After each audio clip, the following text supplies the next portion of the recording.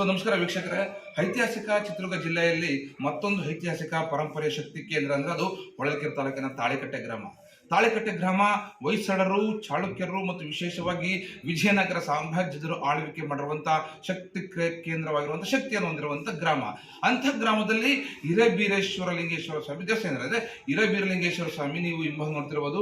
ಇದು ಬೀರಲಿಂಗೇಶ್ವರ ಸ್ವಾಮಿ, ಏಳೂರಿನ ಒಡೆಯ, ಏಳೂರ ದೊರೆ, ಅದ್ಭುತವಾದಂತಹ ಕಾಯಕ ನಿಷ್ಠವಾದಂತಹ ಶಕ್ತಿಯಾಗಿರುವಂತಹ ಬೀರಲಿಂಗೇಶ್ವರ ದೇವರ ಭಕ್ತರ ಸಮೂಹ ಇಲ್ಲಿ ಸಾವಿರ ಸಂಖ್ಯೆಯಲ್ಲಿ ಇದೆ. ಅಂತಹ ತಾಳಿಕಟ್ಟೆಯಲ್ಲಿ ತೋಪು ಜಾತ್ರೆ ಅನ್ನೋ ಒಂದು ವಿಶೇಷ ಕಾರ್ಯಕ್ರಮ, ಧಾರ್ಮಿಕ ಚಿಂತನೆ ಕಾರ್ಯಕ್ರಮ ಆಗ್ತಾ ಇದೆ.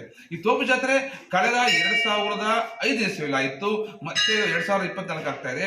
ಈ ತೋಪು ಜಾತ್ರೆಯ ಬಗ್ಗೆ ಸ್ವಲ್ಪ ಮಾಹಿತಿಯನ್ನ ಗುಡಿಗೌಡ ಚಿಕ್ಕಡವರ ಕೇಳಮನಿ. ಸರ್ ನಮಸ್ಕಾರ ಸರ್. ಸರ್ ಏನು ಇದು ತೋಪು ಜಾತ್ರೆ ಅಂತಂದ್ರೆ? ತೋಪು ಜಾತ್ರೆ ಅಂದ್ರೆ 12 ವರ್ಷಕ್ಕೊಂದ್ಸತಿ ಮಾಡ್ತೀವಿ. 12 ವರ್ಷಕ್ಕೊಂದ್ಸತಿ ಮಾಡಿದಾಗ ನಾವು ಪೂಜಾರಿ ಪಟ್ಟ ಅಂತ ಫಸ್ಟ್ ಮಾಡ್ತೀವಿ. ಪೂಜಾರಿ ಪಟ್ಟ ಅದು ನಮ್ಮ ದೇವರು ಹಿಡ್ಕೊಂಡು ಅದು ಪೂಜೆ ಮಾಡೋಕ್ಕೆ ಅದನ್ನು ಮಾಡ್ಕೊಂತಾರೆ. ಪಟ್ಟ ಹಾಕ್ಸಕ್ಕೆ ಅವರು ದೇವ್ರ ಪೂಜಾರಿಗಳು. ಈಗ ಈ ತೋಪು ಜಾತ್ರೆಗೆ ಯಾವ್ಯಾವ ಊರಿಂದ ಬರ್ತಾರೆ?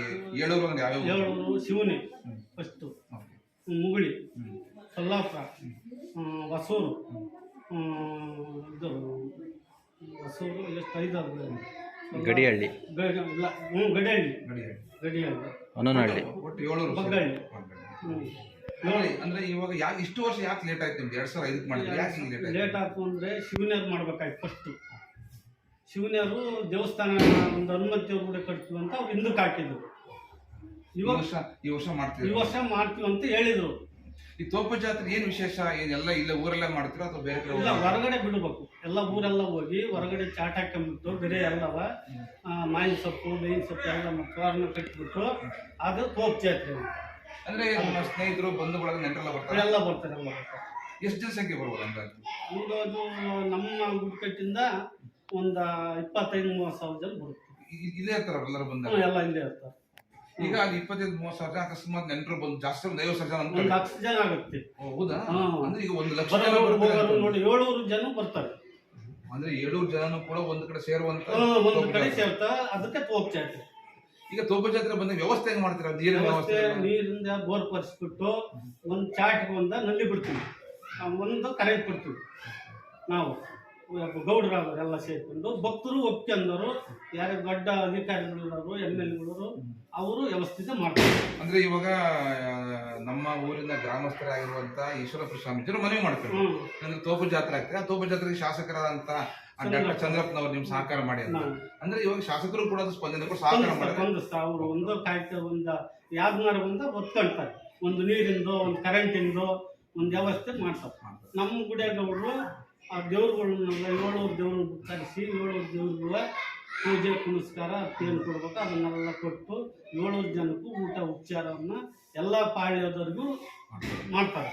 ಸೊ ಈಗ ಈ ಕಾರ್ಯಕ್ರಮ ಮಾಡುವಾಗ ವೇದಿಕೆ ಕಾರ್ಯಕ್ರಮ ಮಾಡ್ತೀರಿ? ವೇದಿಕೆ ಕಾರ್ಯಕ್ರಮ ಅವ್ರು ಏನಾದ್ರು ಮುಖ್ಯಮಂತ್ರಿ ಕರ್ಸೋಂತ ಪ್ರಯತ್ನ ಇದೆ? ಐತೆ ಕರ್ಸ್ಬೇಕು ಅಂತ ಐತೆ, ಮನವಿ ಕೊಡ್ತೀವಿ.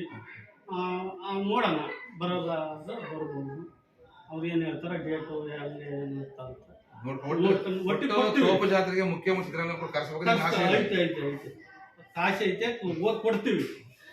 ಈಗ ಮೊನ್ನೆ ಇತ್ತೀಚೆಗಷ್ಟೇ ದೇವರನ್ನ ನೀವು ವಸ್ತ್ರ ತಗೊಂಡೋಗಿ ಕರ್ಕೊಂಡು ಹೋಗಿದ್ರಿ. ಹೆಂಗ ಅನಿಸ್ತು ಕರ್ಕೊಂಡು ಬಹಳ ವರ್ಷಗಳಂತರ? ಬಹಳ ವರ್ಷ ಹೋಗಿಲ್ಲ ಅಲ್ಲಿ. ನಮ್ಮ ಮಠಕ್ಕೆ ಯಾವತ್ತೂ ಹೋಗಿಲ್ಲ. ಇದೇ ಫಸ್ಟ್ ಟೈಮ್ ನಮ್ಮ ಮಠಕ್ಕೆ ಹೋಗಿ. ನಮ್ಮ ಗುರುಗಳು ಬಂದು ನಮ್ದು ಕನಕಂದ ಐತೆ ಬರ್ರಿ ಅಂತ ನಮ್ಗೆ ಅವನ್ನ ಕೊಟ್ಟವರು. ಬರ್ತೀವಿ ಆಯ್ತು. ಈಗ ನಮ್ಮ ಗುರುಗಳು ಅಂದಾಗ ಅಷ್ಟು ನಾವು ಹೋಗ್ಲೇಬೇಕು. ಕರೆದಾಗ ನಾವು ಅವ್ರಿಗೆ ನಮ್ಮ ಇಲ್ಲಿ ಸಂಪ್ರದಾಯ, ನಮ್ಮ ಗುರುಗಳಿಗೆ ದೇವ್ರ ಕಾಣ್ತೀವಿ, ನಾವು ಆ ಥರ ನಾವು ಕಾಣ್ತಾ ಇದ್ವಿ ಇಲ್ಲಿ ನಮ್ಮ ಗುಡಿ ಕಟ್ಟಿ. ಒಟ್ಟು ತುಂಬ ಯಶಸ್ವಿ ಕಾರ್ಯಕ್ರಮ ಆಯ್ತು. ಈಗ ತೋಪು ಜಾತ್ರೆ ಯಾವತ್ತಿರೋ ದಿನಾಂಕ ನೀನು ಫಿಕ್ಸ್ ಮಾಡಿಲ್ಲ. ನಾವು ಎಂದು ಕಾರ್ತಿಕ ಮಾಡ್ತೀವಿ ಬಗ್ಗೆ ಅಂತ ಹೇಳ್ತೀವಿ. ಅಂದ್ರೆ 2025 ಆಗುತ್ತೆ. 25 ಇಷ್ಟು ಆಗುತ್ತೆ. ನಾವೀಗ ದೇವರು ಕರೆಸ್ಬಿಟ್ಟು ಗುಡಿಗೌಡರು ಪೂಜಾರಿಗಳನ್ನು ಕರೆಸಿ ಅರಿಶಿನ ತರಿಸ್ತಾರೆ. ಒಂದು 20 kg ಅರಿಶಿನ ತಂದು ಅದೆಲ್ಲ ಬಾಯಿ ಕಟ್ಕೊಂಡ್ಬಿಟ್ಟು ಕುಟ್ಟಿ ಒಳಕಲ್ಲದೆ ಭಂಡಾರವ ಅದನ್ನ ಸ್ವಾಮಿ ಬಿಟ್ಟು ಅದನ್ನ ಪೂಜೆ ಮಾಡಿ 9 ದಿವಸ ಆದ್ಮೇಲೆ ಒಡೆದು 7 ಊರಿಗೂ ಕಳಿಸ್ಬೇಕು. ಅದನ್ನ ತೋಲ್ಕಾರರು ಬುದ್ಧಿವಂತರು ಅಂತ ಇದ್ದಾರೆ, ಅವ್ರ ಕೈಲಿ ಎಲ್ಲ ಕಳಿಸ್ತೀವಿ. ಎಲ್ಲರೂ ಶೇರ್ ಮಾಡೋದು.